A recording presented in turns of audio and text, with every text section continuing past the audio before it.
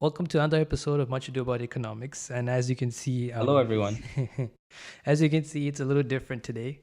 Last week we said that there was gonna be a little surprise, but we ended up doing a different surprise. The actual Yeah. surprise is next week. It's postponed. The actual surprise is next week. We needed to do, let's put it this way. We needed to do a trial run for how we might be running our guest sessions, right? Because say we don't have guests who are in Toronto or who are in the area, we probably won't be able to get them on screen, like physically with us. And plus, because of social distancing and stuff, we have to take care. You have to be careful. So the best way to do it is on Zoom. So we're just testing it out to see how the flare works and if we're able to get the quality that we need. I did go out, so we're sitting in two different places right now. And I went out to get a mic to make sure that at least the audio that comes out is as crisp as it can possibly be. Yeah. And of course, like this is something that we do on the side. Like I'm gonna have a job soon. You're also working, and at times, scheduling can hurt. Like it can be a scheduling nightmare, but at the same time, at the end of the day, we gotta do what you gotta do, So it's good. Yeah. So hope you guys enjoy.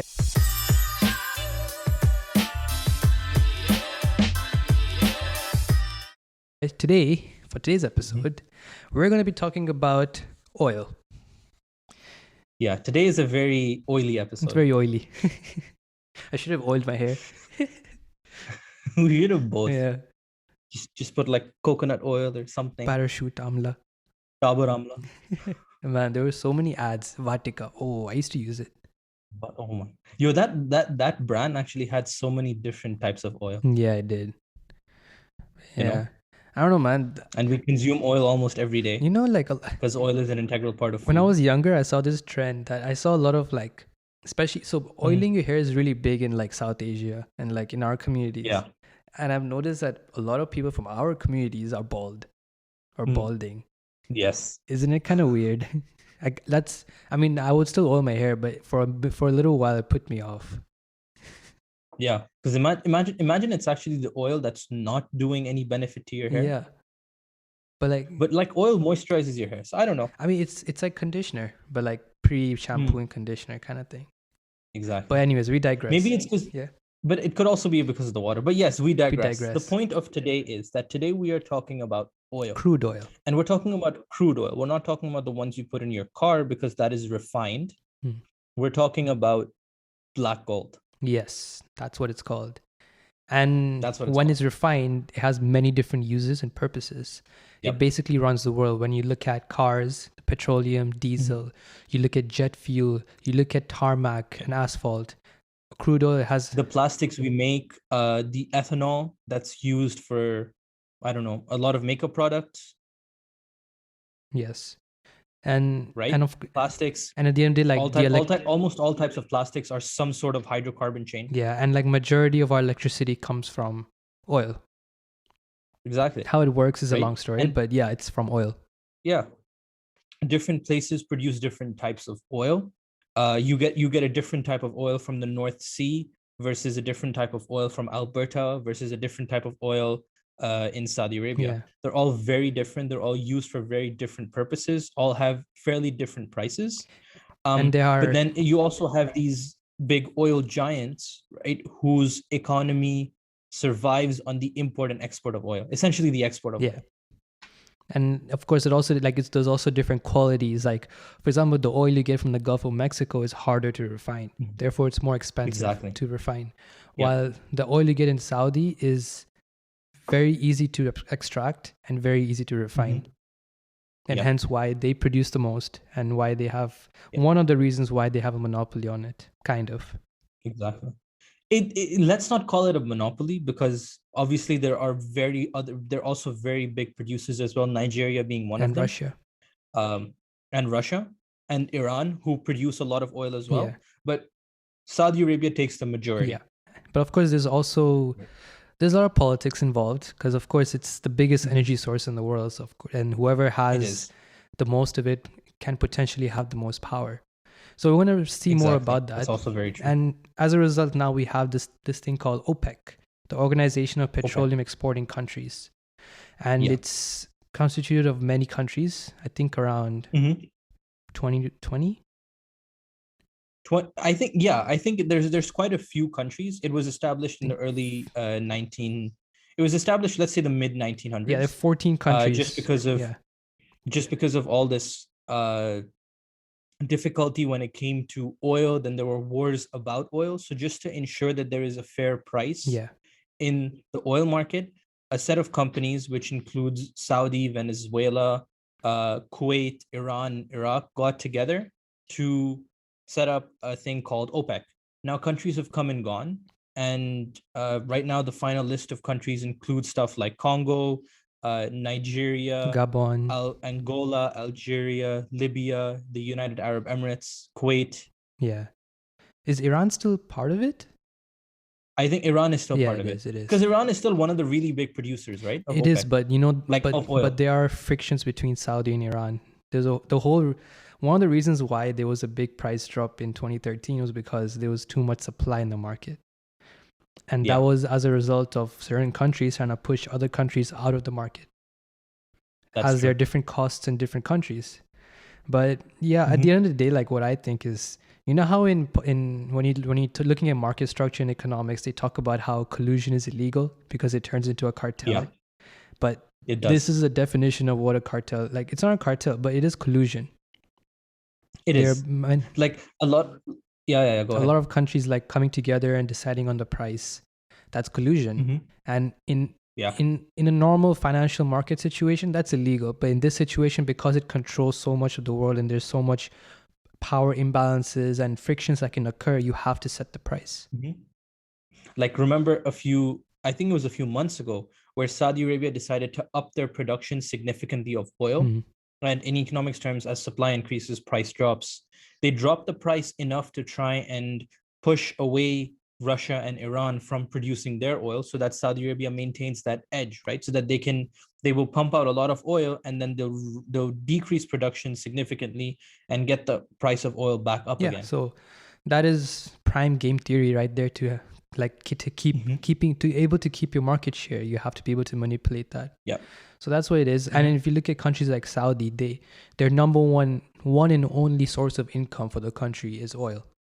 It's like over 90. Other than religious tourism, which happens every now and again, and plus because of COVID, that's all. You can't really do any religious tourism. Oil has always been their primary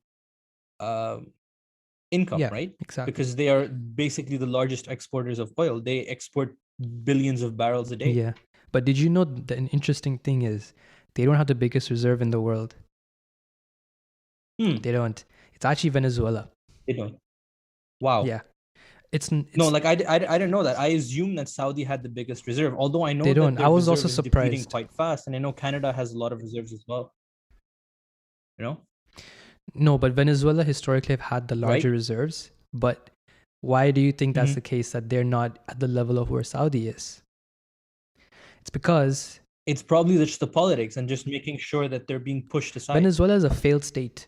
It's this whole cartel mindset. Yeah, so if you have a rich economic resource, but you have an unstable government and politics, you will become a failed state, even though you have one of the most valuable resources in the world. You can look at not just in the case for oil, there are also many other countries. For example, Sierra Leone has diamonds and precious gems, but yet they are struggling economically.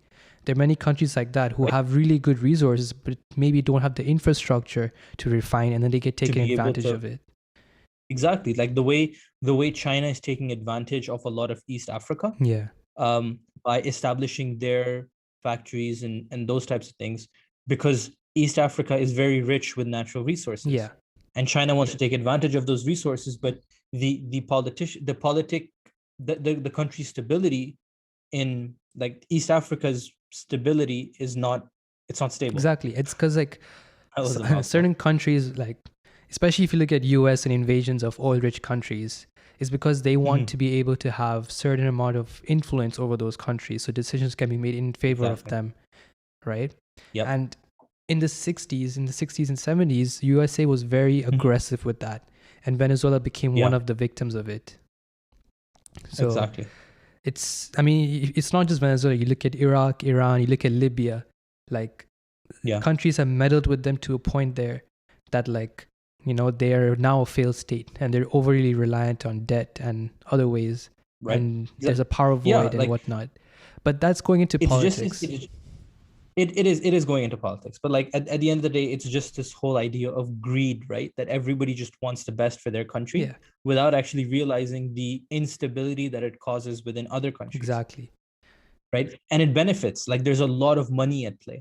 Definitely. Right? US also, although US exports a lot of oil, US imports a lot of oil as well and puts it as reserves. Yeah.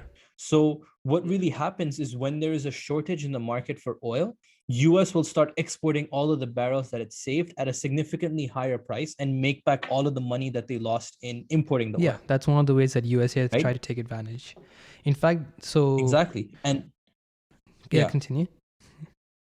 And even though, and like if you think about it, all the oil that the US, like Canada also has a really big part of the US's oil. Mm-hmm. Yeah, I think they're the biggest importers of US oil. Exactly. Because obviously it's easier to access. It's right here, and there's the NAFTA agreement and all that. So there's no big costs to it apart from just buying it off them. Yeah, that's true. Right. But yeah, like that's enough about OPEC. And then I want to talk more about like the political war of oil.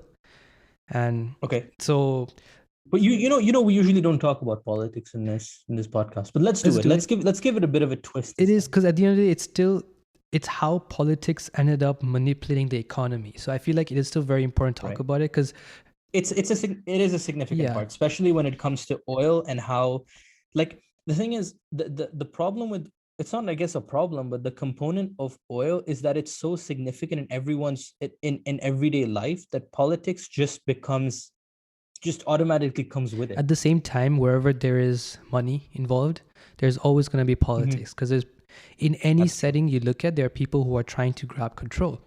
And in order to be successful, you should be, you want to be a go-getter. You want to take advantage of the opportunities. And sometimes it comes at cost of others. And so there's a book I read not too long ago. It's a very, very interesting book. I highly recommend anyone who's interested to read in this. It's called Confessions of an Economic Hitman by John Perkins. So he documented what he did during the 60s up until now. And he was part of that private company world that took advantage of petrodollars, for example, that took advantage of other countries and put them in debt. So what he said was, it was a book. It's a book about economic warfare and dominance, bringing nations to their knees. It's like a form of death economy where the system is run by fear and debt. So private owners and companies basically rule the world. So like, for example, like obviously you can't, like the age of war had passed. World War II had just finished about 15, 20 years ago, right? So obviously now you want to stay away from war. It's not that good for business as it used to be, but you still want to be able to exert influence and dominance. Because it doesn't really benefit anyone. Like, I mean, there is war business doesn't really in war. benefit anyone. It just, like, it does. There's a lot of casualty. There's a lot of issues that come up with war. A lot of shortages here and there, but like government spending increases. If you think about it, but there's a lot of transactions. There's a lot of business in war, bro. There is so much business. Exactly. Like you look at arms race, you look at arms dealing, you look at like, I mean, the economy is working at 100% because the men have gone to war, the women are working. So your economy is at full capacity. Yeah. And always after a war, there's always an economic boom. From an economic standpoint, war might be one of the best things to be in. Yeah. Because you have so much government spending, everyone is working, everyone is consuming, there's a lot of investment going on because of all of these transactions that need to happen because the company is ramping up for war, right? Irrespective of what you're producing. I know that what you're producing may not be the best thing to produce. Like, you don't want to be producing too much military equipment. But you're going to be pushing on your agriculture because you need to export food to your soldiers. Right? You need to be improving your technology because there are other countries that are improving technology. So from an economic standpoint and from a productivity standpoint, war might be one of the best situations in economy. But because of the casualties and what it did to the people, of course, we stopped. Yep. And now there was another way of creating warfare, which is basically economic warfare. So what it was economic warfare. Like we got a very eye-opening perspective in the book that I'm talking about because it's this person, John Perkins, he used to work for them. And then it was hurting his conscience to the point that now he wrote a book about it, trying to like spread the word about what's actually going on. So there was actually a part about oil. And the main goal for the US was to import the oil from Middle East, but make sure that all those petrodollars, the money used to buy the oil, came back to the US. And how did they do it? Yeah. They did it through construction contracts. For example, before this, Saudi did not have like garbage trucks. Yeah. Garbage trucks. So you have garbage trucks, and then you like any other infrastructure, construction, all of that. And then of course you have equity investments. So basically what the US did was they paid for the oil. The government paid for the oil, but then the private companies went there and took advantage of it. Okay, you have money, we can help you out. Let's make a contract. Let's build some stuff for you guys. And this was the first, and for them, it was perfect because Saudi basically became a cash cow for them. And another thing is that compared to the other countries that they did exploit, in the case for Saudi, there was no debt. It was cash. They were paying with cash, right? And so basically they were, even up till today, if you read the book, you will see certain company names. You will still see those names today in Saudi working, doing the same thing. Like it's all legal. It's just like they're taking advantage. It's like it's business, but in the case of Saudi, of course, it's fine because Saudi has the money, but they did it to some countries that did not have the money but were desperate. They needed some sort of economic relief, and the US came in and said, okay, we'll do it for you. You can pay us in debt. Yeah. Right. Exactly. Like, and if you think about it, right? Think about all the cars in Saudi. Like, when have you not seen an American car on the road? Exactly. People, Suburbans. Suburbans everywhere. Everyone had an American car. And one of the reasons is because these American cars and these American companies were there first. And everybody has been following suit. Exactly. So, I mean, of course, and the reason why the US did this and to be able to create like a rapport with Saudi was because of there was an oil crisis in 1973 where Saudi basically said that we're going to stop producing it. And then, like they were in trouble. The US were like, oh no, we need the oil. So what are you going to do? So in order to stop that from happening, they reduced the hostilities between the countries and created that sort of partnership. That's why now, like for as long as I remember, the currency exchange rate between Saudi and the US is $1 is equal to 3.75 riyals.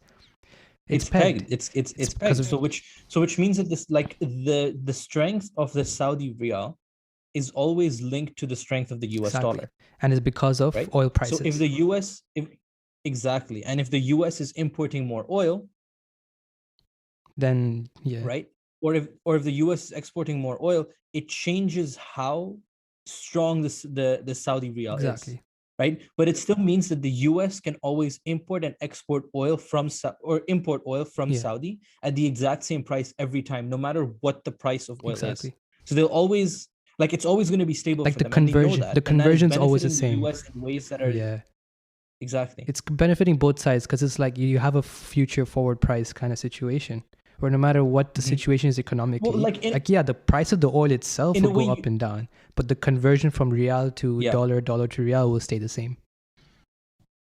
Because the future price is always going to be the same. Yeah. There's no change in future price. So, right? But the book I'm talking about, there's a lot more as well, and especially you, bro, I really highly recommend you read it. It opens your eyes to a whole different perspective of how the world works. I'll definitely read this book, and it seems really worthwhile to take a look, and it really helps. It'll probably put a lot of things in perspective. And it'll open your eyes to see the things that are happening around you. Like you will notice certain things. I mean, it does give you a little more cynical perspective of the world, but it's the reality, and you have to be aware of it. And I feel like that is very important. Right. I mean, yes, it's a little sad, of course, but you can't avoid it. Right? If it's happening, it's happening. Yet at least you should know about it. So that's one of the political sides of oil. Another interesting point I want to say is, so US, as we know, has a huge reserve as well. But the issue is it's very hard to refine and very hard to drill. But recently, in the past 10-15 years, they have found a method called shale. So without getting into too many specifics, it's basically they were able to find a lower cost way of extracting and refining it through fracking. And in September 2019, they made history for the first time by exporting more than they import for the first time. And this is scary for a country like countries in OPEC and Saudi, because it's your biggest customer now exporting more than they import from you. So you're about to lose a customer, and you're increasing the supply. So that price drop is going to be phenomenal. So of course it's going to be phenomenal. And exactly. And for countries as we said before, for countries whose economy relies on oil, it's going to become very, very difficult for them to find more sustainable ways to ways to sustain, because other than oil, we have nothing. Now, if we look at it, if we take let's take a bigger world view, right? Let's take an environmental perspective. We're talking about we're talking about a generation who understands the effects of fossil fuels and how bad it is for the ozone layer and how bad it is for our environment. And we're slowly seeing these effects of climate change everywhere. We've got melting ice caps, we've got longer winters, changes in climate, summers, changes in flora and fauna, right? So and we think about it, and a lot of these car companies, let's assume that cars are one of the major reasons for petroleum, right? So a lot of these car companies are realizing that petroleum isn't the future. Right? We have to move to more sustainable resources. Tesla is probably one of the biggest people who are doing electric cars. They've been electric cars for a very long time. Nissan's been doing electric cars. Ford's been doing electric cars. Toyota has been doing electric cars. Toyota experimented with hydrogen at one point. Where it came. And now we look at the byproduct was water, right? Like the exhaust would push out water. Yeah. Exactly. Right. And now we look at General Motors, who is saying that everything is going to be completely electric by 2035. In central London, they've been pushing that central London will be all electric by, I believe, 2030. They first planned it for 2035, but then they brought it earlier to 2030, or it was 2030 and they brought it earlier to 2025, but something along those lines. And also so now all these countries, and also General Motors announced that they would move to completely electric by 2035 as well. Exactly. And I feel like the pandemic obviously pushed it further, because since no one was traveling, oil prices dropped even more. So of course, so many oil countries were in trouble too. So they got their eyes opened up to, okay, we need to figure out a way to diversify. Yeah. OPEC is in charge of 80% of oil production in the world. They are in trouble because it's still, I feel like oil is going to be here for a very long time, but out of those 14 or so OPEC countries, and also the other countries, a lot of them are going to start getting kicked out. A lot of them will have to stop relying on it. Yeah, I think a lot of countries will very soon have to start, diversifying themselves and trying to find different ways for getting energy. Because I think energy is going to be that commodity that everybody, that people are going to fight over. The way water is something that people talk about, what the next world war is going to be about on water. It might actually be on energy, just because, and I don't mean energy in the sense that, I mean energy in the sense of electricity. Most of the stuff we use runs on electricity. The lights, our phones, laptops, everything runs on electricity. Now more than ever. So at the end of the day, exactly, now more than ever. So if electric cars are the future, we need more and more electricity. And if fossil fuels or petroleum isn't the way forward with electricity, these countries have to really figure out other means and ways to get into that, right? Like if you look at Canada, a lot of our energy comes from hydropower. So a certain percentage, I think the majority of our electricity comes through hydropower, and then the other remainder comes from coal or natural gas or something along those lines, right? And Canada has been pushing this whole carbon tax concept, So what I mean by a carbon tax is every time you go to the fuel pump, a certain percentage of that money goes as tax. And every year they're pushing for this tax to be increased by a certain amount. So by, I think it's 2024, they're talking about 11, 12, 13% on this increase in taxes. We're looking like an ad valorem tax, which is essentially a percentage tax based on the amount you consume. And that percentage is going to be increased higher and higher and higher. So it makes you less inclined to buy a petrol guzzling car and go more economic. To reduce a carbon footprint. It pushes people to this to get to this carbon footprint, right? But then it creates for a period of time, it creates a deadweight loss. Right. So now we're getting more into the economics of it. When we look at a graph of supply and demand, as the taxation changes, there's a shift in either the supply or the demand curve based on how easy it is to change the supply or demand. I think in terms of petroleum, I think it's easier to change the demand than it is to change the supply. Yeah, I mean, in a like within a country, yes, but like of course, like if you look at worldwide, like Right? globally, then I feel like supply is more powerful because you can control supply more. But yeah, I mean, I get your point though. Like within the Yeah. country, for people in a country, it's more easy to change demand because you just make it more expensive. Yeah, that's true. You change demand, it becomes more expensive, and therefore it's harder for people. Logically speaking, it's harder for people to buy petroleum, which in a way reduces people's reliance on petroleum, because like right now, compared to 3 years ago, right now you see more electric cars on the road, right? And that's just because of the increase in availability of electric cars. So in a way, the carbon tax is working, but if the carbon tax was not working in conjunction with other suppliers of electric cars, then you wouldn't really have a change in that demand. Like people will still need it. Demand is inelastic.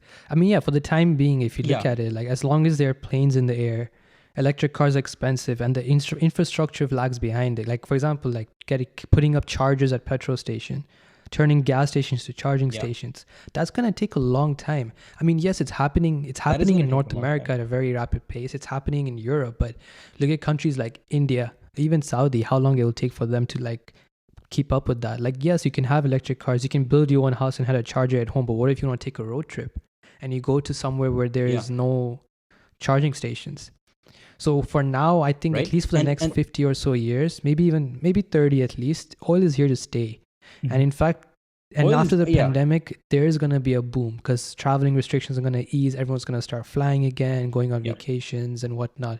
So there is going to be a boom for now. And I feel like if you're an oil reliant country, you should take that opportunity to diversify because you're going to make a lot of money from it. And then you should use that money, those petrodollars, to invest and build new infrastructures for new industries that you could create. So you can look at tourism, you can create a financial hub, or look for other resources. Like for example, Saudi has gold. Right. The other thing is you can also sort of divest from fossil fuels and try and move towards other more renewable energy sources. Like if you think about Saudi for a minute, how much sun do we have? We have sun almost, or Saudi has sun almost every single day. So just imagine the amount of solar energy you could harness by having sun 365 days a year.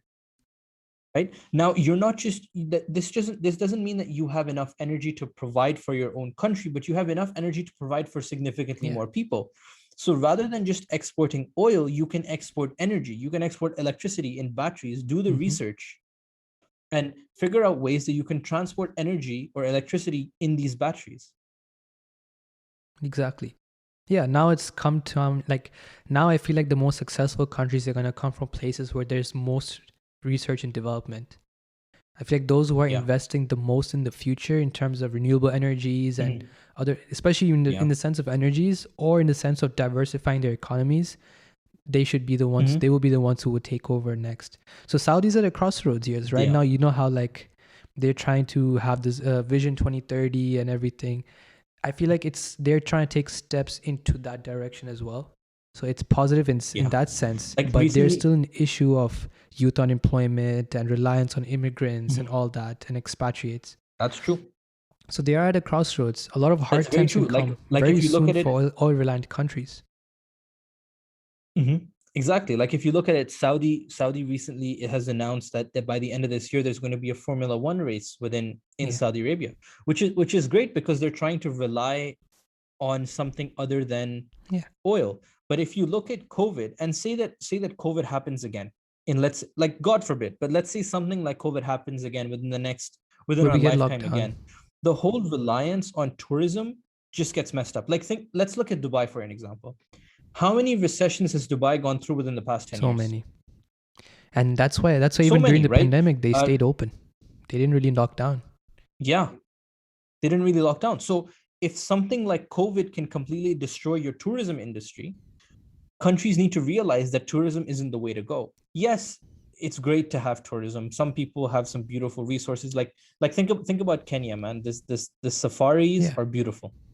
But Kenya can't rely purely on tourism. So that's what I'm saying. They have to diversify. They need to have different sources. Like for example, Kenya is also a big exporter of tea, of horticulture, right? Yeah. And they have tourism as well. Then they have a port.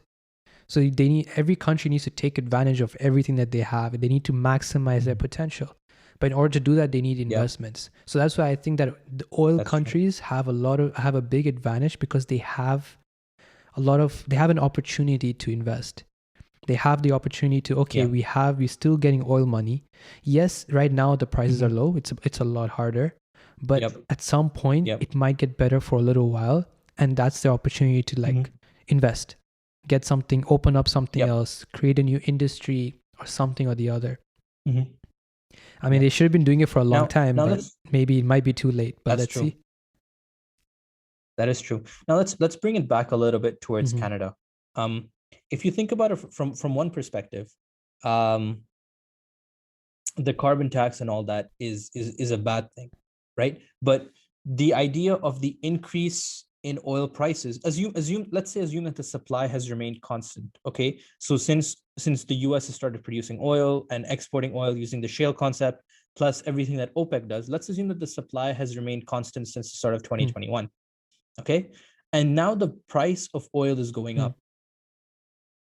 Okay, which suggests that there's going to be an economic rebound. Okay, but again, we have to realize that in Canada there's this carbon tax.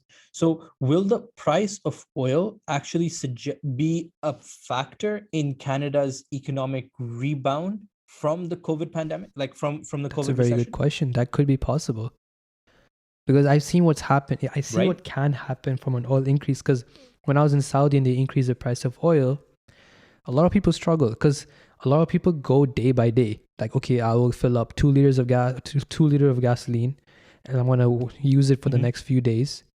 And then I'm going to be able to refill it again for that price. And then they take the amount that way. Maybe middle to high class, it won't make a difference to them. But if you look at the lower middle and lower class, they're going to struggle. Because, they will. And Canada is one of the largest importers of US oil. So if the price in the US is also going up, then people in Canada will have to be paying more and more for oil, which could they will increase wages, which could increase inflation in Canada. It can, because they're gonna. So if prices are getting higher, obviously you're gonna ask for a higher wage. So the minimum wage is gonna rise, and because there's an economic boom, wages will rise. Prices will rise. Yeah, inflation. That's a danger for inflation. 100%.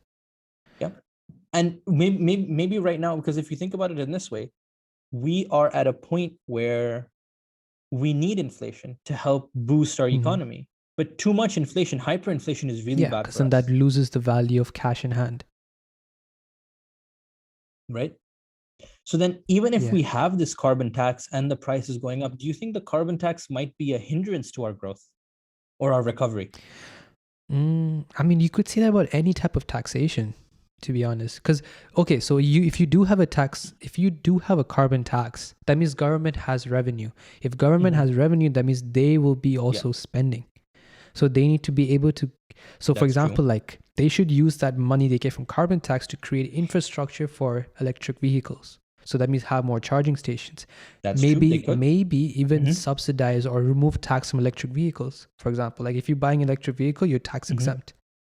So you create that incentive for people. So if you're going to be doing a carbon tax, you have to have a whole system of how you can get people from, it's not just deterring people from using fossil fuels, but to incentivize them to move away from fossil fuels and move towards another different energy source, for example, electric vehicles. Exactly. So it has to be a full phased plan that they need to implement, or else they will be stuck in inflation. And that might also be difficult because of how much the government has actually done spending for COVID. Yeah. Right? The government has done a lot. The government has done a lot of spending for COVID, in the sense that there have been a lot of programs and a lot of incentives for businesses to stay open, for people who have lost their jobs.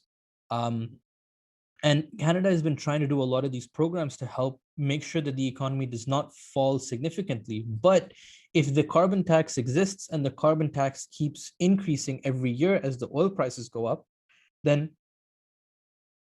it means that that might actually be a hindrance. Because let's look at like let's look at HST, GST, and income tax, right?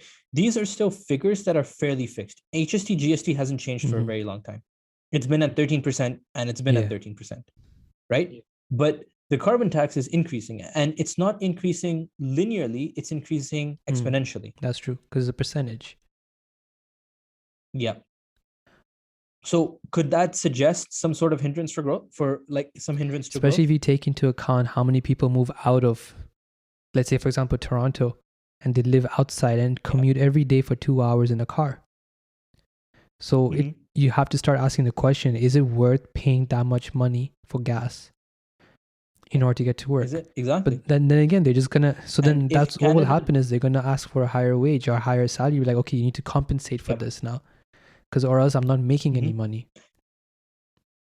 And if Canada doesn't have that infrastructure to be able to support people if they move out of town, right? Let's say that a lot of people, let's say people start moving from, I don't know, downtown towards, let's say a place where there isn't any public transport, okay, or public transport is very rare. They still need to maintain cars. And because of COVID and work from home, a lot of people have moved out of the city. It means that more and more people have to have cars so that they can commute if need be. But of course, more and more people are going to start buying either hybrids or more economic cars. I mean, it's still possible to live with it, because you could just give up your dream of buying a Corvette and just buy a Prius, right? That's true. Like a lot of people can just do that, get a very cheap car and do that. I feel like carpooling will be a thing as well. And there'll be a rise in, say, Ubers everywhere. Like there are other ways that are possible. But at the end of the day, I feel like, yes, this can have a bad impact in the short term. But if Canada has a full-fledged plan to phase it out and phase in a new source of transportation, for example, having either better public transport systems or having a tax exemption on electric vehicles, in the long term, this is something that they have to do, right? 100%, and yes, I know COVID had a massive impact on the economy. However, if there is, once everything is eased out and everything is back to normal, then in that case, the economy itself is going to grow. There will be like there's going to be a domino effect. Okay, everyone's economy is going to grow. People will earn more money. People will spend more money. And that means government will get more taxes. Because right now, people are not spending money. The reason they had the stimulus program was so people can spend money. Because what makes the wheel of if the economy turn is money cycle. Is the consumption. It's a cycle of money that yeah. people are paying and buying things. And that's what gets the economy going. And less leakages, right? Because savings are considered as leakages, and we don't want leakage. We don't want leakages. We want the cycle. We want money to keep flowing. But at the end of the day, I still think even during the pandemic, there has been a lot of consumption.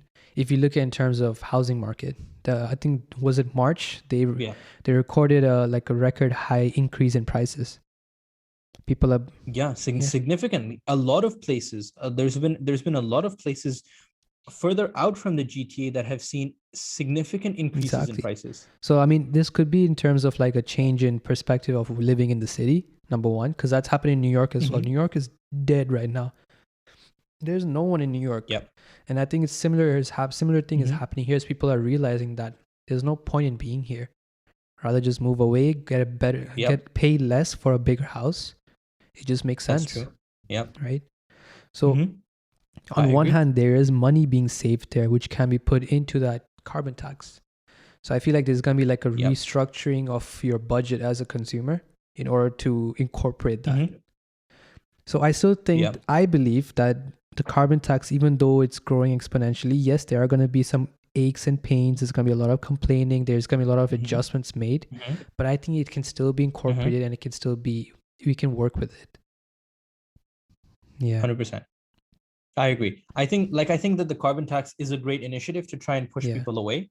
Maybe it could be implemented slightly differently. Maybe there needs to be a bit of a restructuring with how the carbon tax is implemented, in terms of like taking into account the improvement of electric car infrastructure, the improvement of electricity infrastructure, upgrading or switching from let's say 50-60% renewable energy production to more like 80-90% renewable energy production. If the government starts to phase in all of these different little bits and pieces, the carbon tax will improve its efficiency exactly. or so there has to be a parallel plan intact. And so like there has to be something that this carbon tax money is going into, apart from just the normal day-to-day business that a government does. It has to be used somewhere that can actually help people. Like when we're paying the carbon tax, we can see why we're paying for it as people of Canada. Yep. Yeah, exactly. Exactly. That does make sense. Yeah. So yeah. Now I think this brings us quite nicely to the end of the episode. I hope you guys enjoyed our episode. I know it might have been a little bit dry, but it was kind of oily. If you think about it. It was very smooth. It was oily. Yeah. It was. Like butter. Oh, no, like oil. There you like go. Oil. Oil is also smooth. But like, tell us what you think about oil. Like, how long do you think we're gonna be on this? Because I think we still have at least another 50 years. I don't think the reserves are that depleted. I agree with you as well. I think that it will take some time for the reliance of oil, like for us to become less and less reliant on oil. But I don't think that it's going to be 50 years. I think it's going to be much less of a time, because I think a lot of countries, especially a lot of city centers, will follow similar to the way UK is implementing the idea of electric cars. And also, I think a lot of manufacturers are realizing that electric cars are definitely the future, and that is where we need to put our money into. True. And a lot of manufacturers are putting out electric cars. So I think there will be a time where, and that time will be quite soon, where a lot of the components, a lot of the things that use petroleum will not be using petroleum anymore. And I think that's going to be a much rapid adaptation to that. A much rapid adaptation, just because I think there's a lot of pressure from people like us on governments and on companies to increase the sustainability in the world. Investment. You look at universities doing protests against their endowment funds to stop investing in fossil fuels. Yeah, we have people who are pushing for carbon tax and carbon footprints. Yeah, it's happening. Like there is a turn. There is going to be a revolution. But let's also see how the politics plays out. I feel like it's a big... It might find a way to stop it, or at least slow it down for the time being, like it has. That's possible too. But I feel like revolutionary companies like Tesla, like Elon Musk, he's going to stop at nothing. So... Yeah. I don't think Elon Musk may be the only person, but he is definitely one of the revolutionaries who are going to try and push this whole concept of electric, of moving to more renewable sustainable sources. Like for example, like a price of an electric car is higher than the price of a normal car, a petrol car, but the money you pay in petrol over time shows that you're going to pay more for that car than you are for an electric car. Because once you buy an electric car, you just have to find chargers. It's like having a full device. But obviously, there will be a time where you have to pay per kilowatt of energy that you use to charge, because there is a huge market in there too, right? It's going to become like fuel stations, but it will become more accessible. It will be significantly cheaper than fuel, because we will figure out ways to produce enough electricity to supply these cars without going into more and more fossil especially fuels. If it's renewable energy, then perfect. So it's basically an infinite source. Exactly. Because essentially renewable energy is almost like an unlimited source of energy. Exactly.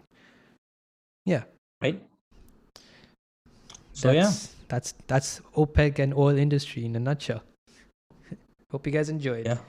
That was a fun episode. I like this. This wasn't bad, I think. I think the video call worked pretty well. Did you have any internet issues? There was a little stutter here and there, but it wasn't bad. I didn't have any issues with it. Yeah, I don't think it was bad either. Good. I don't think it was bad either. I just hope Zoom does what it's supposed to do. Like we tested it and it was fine, so I don't think it'll really cause any issues. Yeah, but I think even the audio was clear between us. I never felt a time where it cut. Like I never felt a time where it seemed like your audio quality dropped or anything. Okay, that's good. So yeah, I guess maybe. And I hope you didn't feel the same for you. Like it wasn't the same for you. No, it was good. Well. It was fine. Hopefully Okay. hopefully this is a nice way we could bring in more guests, not just based here in Toronto or Canada, but everywhere else. Because it's very important to sort of broaden the perspective. Broaden the perspective and bring all kinds of people that we can here. So but next week we have a big surprise. Do you think we should tell them the surprise now? Yes. Or we should just wait? No, I think we should wait. I think we should wait and let that surprise happen. Awesome. I'm pretty excited for next week. It's gonna be really nice. Okay. Yeah. I'm excited too. I really hope it goes well. All right, guys. Take care. Okay. All right. Thank you so much for tuning in, and we'll see you next week. Bye. Bye.